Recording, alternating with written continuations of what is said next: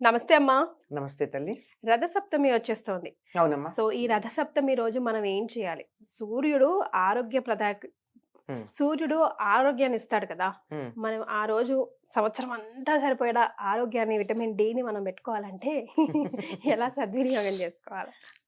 ఆరోగ్యం భాస్కరాదిచ్చేతన్నారు. హ్మ్. ఆరోగ్యం సూర్యుడి వల్లే వస్తుందమ్మా.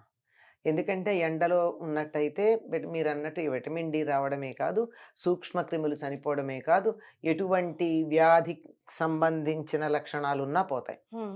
ఆఖరికి వీళ్ళు చెప్తారు గదా! పచ్చ కామెర్లవి ఉన్న వాళ్ళకి కూడా సూర్యరశ్మిలో ఉండడమే చాలా ప్రధానమైనటువంటిది. పుట్టిన పిల్లలను కూడా అదే తీసుకెళ్ళి పెడతారు. ఆరో పెడతారు. రోజు జువెనైల్ జాండీస్ వస్తే హ్మ్. పుట్టుకతో వచ్చేది దాన్ని ఎండలోనే ఉంచితే సరిపోతుంది. హ్మ్. అటువంటి సూర్యుడు ఉచ్చ స్థానంలో ఉండేటటువంటిది 2 అయనాల్లో ఉత్తరాయణంలో అధికంగా ఉంటాడు. హ్మ్. ఉత్తరాయణంలో కూడా మాఘమాసంలో అధికంగా ఉంటాడు. హ్మ్. మఖ నక్షత్రం సూర్యుడికి స్వస్థానంగా చెప్పబడుతూ ఉంటుంది. స్వస్థానం ఏదో జ్యోతిష్ శాస్త్రపరంగా ప్రధానంగా చెప్పేది. అక్కడ ఉన్నప్పుడు సూర్యుడు మరింత తీక్షణంగా ఉంటాడు కనుక మఖా నక్షత్రానికి ప్రాధాన్యం కలిగినటువంటి నెల మాఘమాసం. అమ్మ. అటువంటి మాఘమాసంలో ఆయన చాలా ఉచ్చ స్థితిలో ఉంటాడు గనక సూర్యుడి నుంచి వచ్చేటటువంటి కాంతి చాలా కావలసినంత అత్యధికంగా మనకు ఉపయోగపడేటట్టుగా ఉంటుంది. హ్మ్. అందులోనూ సప్తమి, మాఘ శుద్ధ సప్తమి సూర్యుడి యొక్క జన్మదినంగా చెప్తారు. ఓహ్! ఎవ్వరికైనా తమ జన్మదినం నాడు వాళ్ళని గనక మనం అభినందిస్తే సంతోషించరా? సంతోషిస్తారు కదా! తప్పనిసరిగా. హ్మ్. నేను కనీసం పుట్టినరోజు నాడన్నా గుర్తు రాలేదా అనుకుంటారు. హ్మ్. కనుక రథ సప్తమి అని దాన్ని అంటాం గనక ఆనాడు సూర్యుడి యొక్క జన్మదినం గనక ఆనాడు సూర్యుడిని ఆరాధించాలి అంటారు. రథ సప్తమి అని ఎందుకంటారమ్మా? పేరు అలా ఎందుకొచ్చిందో? ఆహ్, తిథి సప్తమి. హ్మ్. సూర్య సప్తమి అనాలిగా. హ్మ్. సూర్య జయంతి అనాలిగా. హ్మ్. రథ ఆయన సప్తమి అని రథాన్నెందుకు ఎందుకంటారు? గుర్తు చేస్తున్నాము? రథాన్ని ఎందుకు గుర్తు చేస్తున్నామంటే రథం దారి మళ్ళుతుంది ఆ రోజు. హ్మ్. అప్పటి వరకు ఇలా దక్షిణం వైపుకు వెళ్ళినటువంటి సూర్యుడి రథం ఆనాడు ఉత్తరం వైపుకు తిరుగుతుంది. హ్మ్. ఇదే కారణం. చెప్పాలంటే ఉత్తరాయణం ఇప్పుడే మొదలని లెక్క. హ్మ్. ఒకప్పుడు ఉత్తరాయణ పుణ్యకాలం ఈ రథసప్తమి కలిసి దరిదాపుల్లో 1, 2 రోజులు అటు ఇటుగా కలిసొచ్చేవి. హ్మ్. తర్వాత మార్పుల వల్ల ఉత్తరాయణ పుణ్యకాలం వెళ్ళిన కొద్ది రోజుల తర్వాత రథసప్తమి వస్తుంది. హ్మ్. కనుక సూర్యుడికి ప్రధానం రథం. సూర్యుడు 365 రోజులు, 24 గంటలు ఒక్క క్షణం విశ్రాంతి తీసుకోకుండా పనిచేస్తాడు. హ్మ్. కదమ్మా!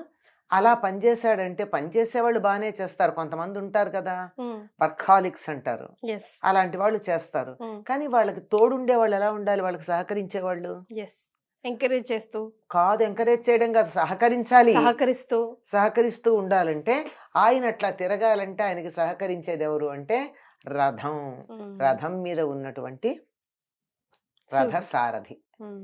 వాళ్ళిద్దరూ గనక సరిగ్గా ఉంటేనే సూర్యుడు 325 రోజులు పొరపాటు. 365 రోజులు 24 గంటలు పని పని చేయగలుగుతాడు. చేయగలరు.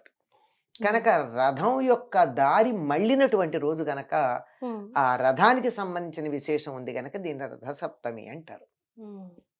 అంతేకాదు సూర్య రథం కూడా విశిష్టమైంది. హ్మ్. ఏకచక్రధరం రథం దేవం. ఏకచక్ర ఉన్నటువంటి రథం అది. హ్మ్. ఒక ఒక చక్రం. చక్రం. 2 చక్రాలుంటే ఇలా నడుస్తుంది. హ్మ్. ఒక చక్రం ఉందనుకో ఎంతసేపు తిరిగినా గానుగెద్దులాగా ఇట్లా తిరగాల్సిందే. మరి. సూర్యుడు వర్తులాకారంలో తిరగడానికి ఒక్క చక్రం ఉండడమే కారణం. హ్మ్. ఒక్క చక్రం ఉంది. దీనికి 7 గుర్రాలున్నాయి. హ్మ్. ఈ 7 గుర్రాలే 7 రంగులు సూర్యకిరణాల్లో ఉండేవి. హ్మ్. వాటి పేర్లు కూడా ఆయా రంగులకు సంబంధించినవే ఉంటాయి. ఓహ్! సప్తాశ్వరథమారూఢం. ఆయన గురించి సూర్యుడి గురించి చెప్పేది అదే గదా! హ్మ్. 7 గుర్రాలు ఉన్నటువంటి రథాన్ని అధిరోహించినవాడు. పైగా ఈయనకున్న ఒక పెద్ద విశేషం ఏమిటంటే, అసలు తలుచుకుంటే గుండె ఆర్ద్రమైపోవాలి. అమ్మా! కాళ్ళు లేనటువంటి వాడిని రథసారథిగా పెట్టుకున్నాడు. ఈ హ్మ్. రోజుల్లో మనం ఏమంటాం? నువ్వెన్నడు దివ్యాంగుడు, హ్మ్. Physically challenged, yes. ఒకప్పుడు హ్యాండిక్యాప్డ్ అనేవారు, ఇప్పుడు ఛాలెంజ్డ్ అంటున్నారు. ఫిజికల్లీ ఛాలెంజ్డ్ అని అనకూడదు. ప్రతి వాళ్ళకి కూడా ఒక అవయవంలో ఏదైనా లోపం ఉంటే సమ్ టోటల్ ఉండేటటువంటి ఎనర్జీ ఇంకో చోట పనిచేస్తుంది.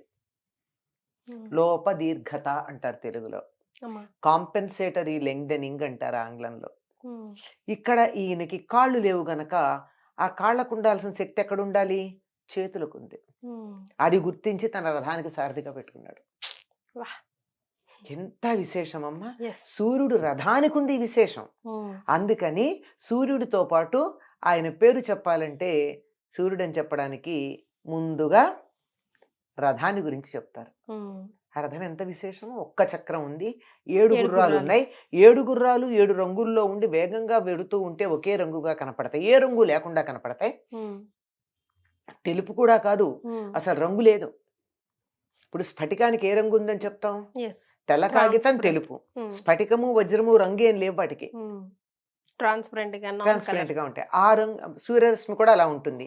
ఈ 7 రంగుల యొక్క సమ్మేళనం వల్ల రంగు లేనటువంటి స్థితికి ప్రదర్శిస్తూ ఉంటాడు.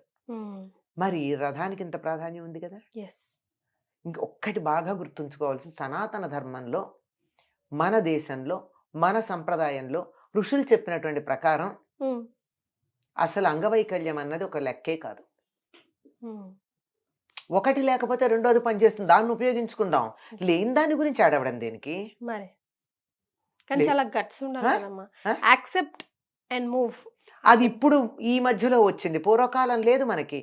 ఏదున్నా ధృతరాష్ట్రుడు కళ్ళు లేవు, ఏమన్నా బాధపడ్డారా? కరెక్టే కదమ్మా. ఏం లేదు, దేనికే లేదు. ఒకటి లేకపోతే ఒకటి ఉంది కదా. బుద్ధి లేకపోతే బాధపడాలి గాని ఇంకేం లేకపోయినా బాధపడక్కర్లా కదా. అంచేత ఎంత అసలు సూర్యుడు రథానికి సారథిగా చేసుకున్నాడంటే ఊరువుల దగ్గర నుంచి లేదు, మొండమే ఉంది ఈ పైన. దానివల్ల ఆ శక్తి చేతులకు ఎక్కువ ఉంది. చూడండి, వినపడని వాళ్ళు కంటి చూపుతో గమనిస్తారు అవతల వాళ్ళు ఏం మాట్లాడుతున్నారు. అవునమ్మా. కళ్ళు లేని వాళ్ళు శబ్దాన్ని బట్టి గమనిస్తారు. అట్లాగే కాళ్ళు లేని వాళ్ళు చేతులకు బలంగా ఉంటాయి, దాన్ని ఉపయోగించుకున్నారు. ఇది సూర్యుడు రథానికి ఉన్నటువంటి విశిష్టత.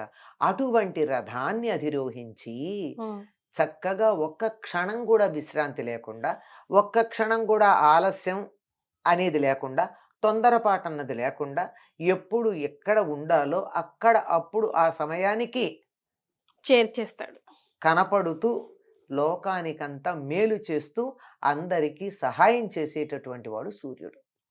అటువంటి సూర్యుడి నుండే సమస్తమైన శక్తి ఉద్భవిస్తోంది. సౌరశక్తి అని కదా ఇప్పుడు మనం వాడు చెప్తూ ఉన్నారు. మనం ఆహారం తింటున్నామంటే చెట్ల నుండి ఆహారం వస్తుంది. చెట్లకు ఆ శక్తి ఎక్కడ వచ్చింది? పత్రహరితం తయారు చేసుకోవడం వల్ల. పత్రహరితం ఎలా వచ్చింది? సూర్యకాంతి వల్ల. మళ్ళీ అక్కడికే వచ్చాం. తినే ఆహారం కానీ, మనకు ఉండేటటువంటి మంచినీళ్లు కావాలంటే సూర్యుడే గతి. ఎట్లా? బురద నీళ్ళని, సముద్రంలో ఉన్న ఉప్పు నీళ్ళని వేసవి కాలంలో ఆవిరి చేసి తీసుకుని వెళ్ళి స్వచ్ఛమైన నీళ్లు మాత్రమే మనకి వర్షాకాలంలో ఇస్తాడు.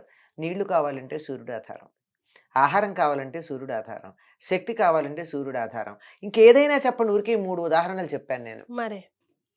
కనుక అటువంటి సూర్యుడు ఇలాంటి కుంటి రథం, కాళ్ళు లేని సారథిని పెట్టుకుని ఒక్క క్షణం కూడా తాను చెయ్యవలసినటువంటి పనిలో అటు ఇటు తేడా రాకుండా చేస్తున్నాడంటే ఆయనకి మించిన డిసిప్లినరీని ఎవరున్నారు? అంతకు మించిన పంక్చువల్ ఎవరున్నారు? కనుక సూర్యుడిని ఆరాధిస్తే ఇటువంటి వాటిల్లో కొన్ని మనకొచ్చి తద్వారా ఆరోగ్యం వస్తుంది. ఎలా ఆరాధించాలమ్మా ఆ రోజు? అంటే సూర్యోదయం పెనివిటి లేచేసి తులసి కోట దగ్గర కుండతో అలా చెప్తారు కదా, అది చెప్పండి. అంటే సాధారణంగా మన సంప్రదాయంలో అన్ని కూడా ఆవుకు సంబంధించిన దానికే ప్రాధాన్యం ఉన్నాయమ్మా. మనకి గొబ్బిళ్ళు పెడతాం కదా సంక్రాంతికి, ఆ గొబ్బిళ్ళని పిడకలుగా కొడితే ఆ పిడకలు తెచ్చి అక్కడ దాలిగా రాజేసి తులసి కోట దగ్గర దాని మీద గిన్నె పెట్టి ఆ గిన్నెలో ఆవు పాలు పోసి ఆ గిన్నెను కూడా శుభ్రం చేసి దాన్ని పూజిస్తాం. దాని చుట్టూ గంధము కుంకుమ మట్టి, మనం ఇత్తడి పాత్ర లేకపోతే మట్టి పాత్ర గతి లేక మట్టి పాత్ర వాడతాం. దాన్ని పెట్టి దాన్ని చక్కగా పసుపు అది పెట్టి అదే గంధము కుంకుమ పెట్టి ఉమ్, దాన్ని పూజించి అందులో పాలు పోసి ఉమ్, ఆవు పాలు ఉమ్, ఆవు పాలు పొంగుతూ ఉంటే అందులో బియ్యం నేతితో తడిపిన బియ్యం వేసి ఓకే.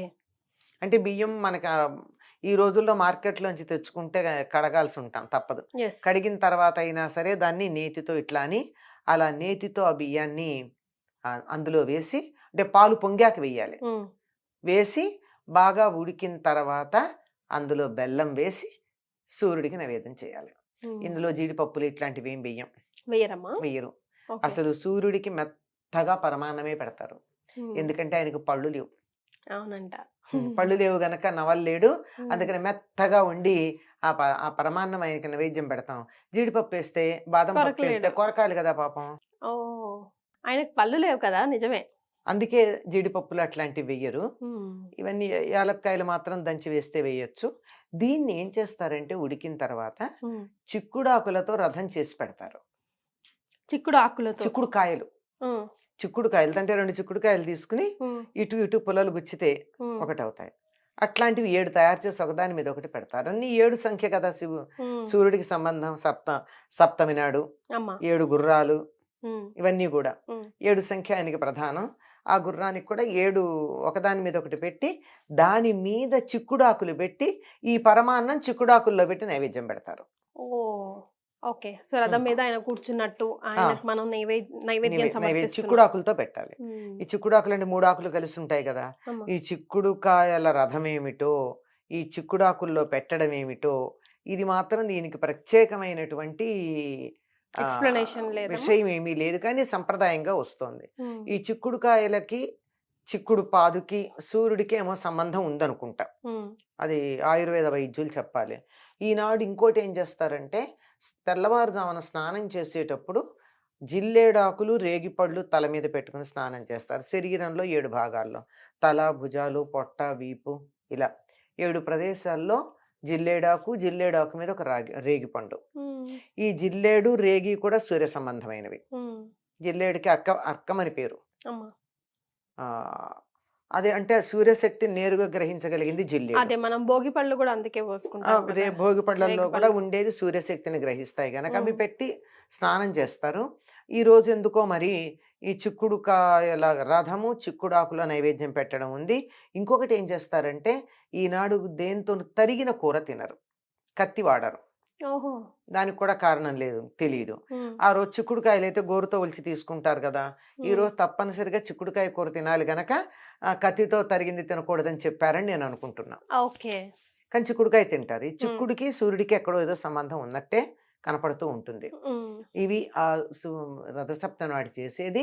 పైగా సూర్యుడికి ఎరుపు రంగు చాలా ఇష్టం గనక ఉమ్, ఎర్రని పూలు, తర్వాత ఎర్రచందనం వాడతారు. ఉమ్, మనం మామూలుగా దేవుడికి ఏం వాడతాం? మామూలు హరిచందనం వాడతాం, ఉమ్, పచ్చగా ఉండేది. ఉమ్. కానీ సూర్యుడికి మాత్రం ఎర్రచందనం వాడతారు. ఆయనకి రెడ్ ఇష్టమని. ఆ, ఓకే. ఆయన చందనం కూడా ఎర్రచందనం, వేడి కదా. ఉమ్, అది అది ఇలా. చేస్తారు. సాధారణంగా ఇలా చేసుకుంటారమ్మా. తెలుగు వాళ్ళు చేసుకునే పద్ధతి ఇది. ఒక్కొక్క ప్రాంతం వాళ్ళు ఒక్కొక్క రకంగా చేసుకుంటారు. రైట్. సో ఇదన్నమాట రథ సప్తమి విశేషాలు. ఇలా గనక చేసుకున్నట్టయితే చాలా ఆరోగ్యకరంగా ఉంటుంది అని చెప్తారు, ఆరోగ్యప్రదంగా ఉంటుందని చెప్తారు. చాలా సంతోషం అమ్మా. ధన్యవాదాలు. నమస్తే.